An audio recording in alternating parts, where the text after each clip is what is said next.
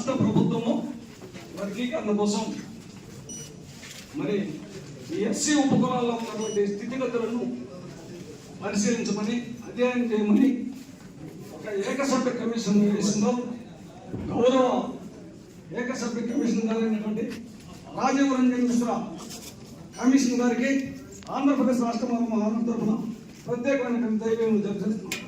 అలాగే ప్రకాశం జిల్లా గౌరవ కలెక్టర్ గారికి, ప్రకాశం జిల్లా గౌరవ ఎస్పీ గారికి, ప్రకాశం జిల్లా గౌరవ అడిషనల్ ఎస్పీ గారికి, ఇతర అధికారులందరికీ ఆంధ్రప్రదేశ్ రాష్ట్ర మహారాష్ట్ర తరఫున ప్రత్యేకమైనటువంటి జైభీము తెలియజేస్తున్నాం. అయ్యా మరి ముఖ్యంగా అయ్యా ఈ దేశంలో మీకు తెలుసు కొన్ని వేల సంవత్సరాల నుంచి మరి తినడానికి తిండి లేక, ఉండడానికి ఇల్లు లేక, వేసుకోవడానికి బట్టలు లేక, మరి చేసుకొని తినడానికి పని లేక, మానవ జీవన వికాసానికి దూరంగా ఉంటూ శ్మశానాలకు దగ్గరగా ఉంటూ బతికున్నటువంటి మా నిర్మాణమైనటువంటి బతుకుల్లో మరి ఇలాంటి బతుకులు బతికినటువంటి మమ్మల్ని ఈ సమసమాజంలోకి ఈ దేశంలో ఉన్నటువంటి ఏ దేవుడు కానీ, ఏ దయ్యం కానీ, ఏ కుల గ్రంథం కానీ, మత గ్రంథం కానీ మా యొక్క బ్రతుకుల్లో ఈ సమసమాజంలోకి తీసుకురాలేదు. కేవలం ఏదైతే బాబాసాహెబ్ డాక్టర్ అంబేద్కర్ గారు ఈ దేశంలో స్వేచ్ఛ, సమానత్వం, సౌభ్రతత్వం, సమన్యాయం, శక్తుల దేశంగా ఈ దేశం ఉండాలని భారత రాజ్యాంగంలో లిఖించినటువంటి బాబాసాహెబ్ డాక్టర్ అంబేద్కర్ గారి పుణ్యంతో ఈ రోజు ఈ సమసమాజంలో తిరగలుగుతున్నాం, మాట్లాడగలుగుతున్నాం, మీకు ఈ రోజు అర్జీ కూడా ఇవ్వగలుగుతున్నాం. కాబట్టి వాస్తవంగా ఈ దేశంలో ఈ యొక్క రాజ్యాంగం అమల్లోకి వచ్చి 70 సంవత్సరాల పైన అవుతుంది. ఇంకా కొన్ని గ్రామాల్లో టీ స్టాల్ దగ్గర రెండు గ్లాసుల విధానము, రచ్చబండల దగ్గర కింద కూర్చునే విధానము, అగ్ర కులాల వారు ఒరే వసే అనే విధానం జరుగుతుంది. మరి ముఖ్యంగా ఇది కాకుండా ఈరోజు మన భారతదేశానికి ప్రప్రథమ పౌరుడైనటువంటి మరి రాష్ట్రపతి స్థాయిలో ఉన్నటువంటి మరి దళిత గిరిజనులకు కొన్ని రాష్ట్రాల్లో మరి దేవాలయాల్లోకి, గర్భగుడిలోకి మానకుండా ప్రజెంట్ ఈరోజు బయటనే మరి కార్యక్రమాలు జరిపి పంపుతున్నారు. ఇదే మీ అందరికీ తెలిసిన విషయమే. కాబట్టి దీన్ని మీరు క్షుణ్ణంగా పరిశీలించాలయ్యా. ఏదైతే ఈరోజు ఈ భారతదేశంలో అత్యున్నతమైనటువంటి న్యాయస్థానమైనటువంటి సుప్రీంకోర్టు ఆగస్టు 1వ తేదీన మరి వర్గీకరణకు అనుకూలంగా ఒక దురదృష్టకరమైనటువంటి తీర్పునివ్వడం జరిగింది. దీన్ని జస్టిస్ చంద్రచూడ్ గారి నేతృత్వంలో 6:1 నిష్పత్తి ప్రకారం ఈ యొక్క తీర్పునిచ్చింది.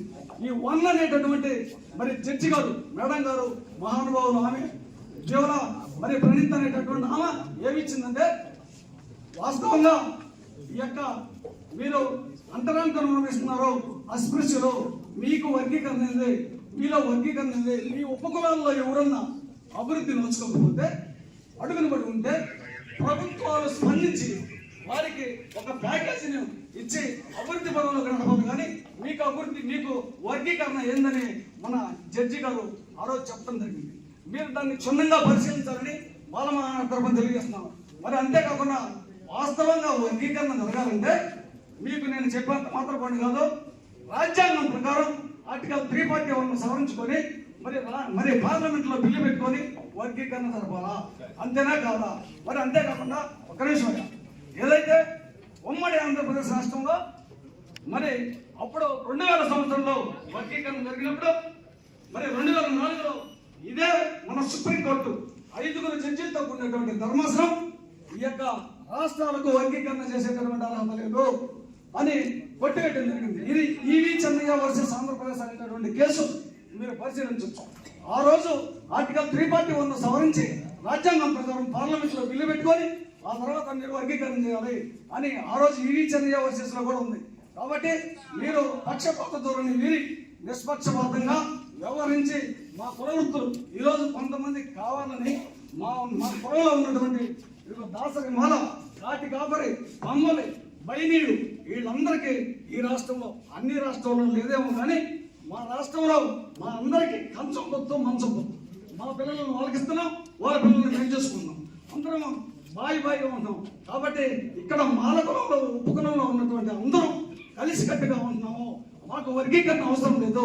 కేవలం కుల వృత్తులు ఉన్నటువంటి వారిని కొంతమందిని కేవలం మాదిగ సోదరుల్ని బీసీలో చేర్చాలని ఆంధ్రప్రదేశ్ రాష్ట్ర మహానాడు తరఫున డిమాండ్ చేస్తున్నాను. అంతేకాకుండా మొన్న కొత్తగా చేసినటువంటి పేడ బుడగ సంఘాలు వాస్తవంగా అన్టచబిలిటీ అంటే మేము అస్పృశ్యులేమో అంతరాని వారు ఊరికి దూరంగా ఉండేవారు.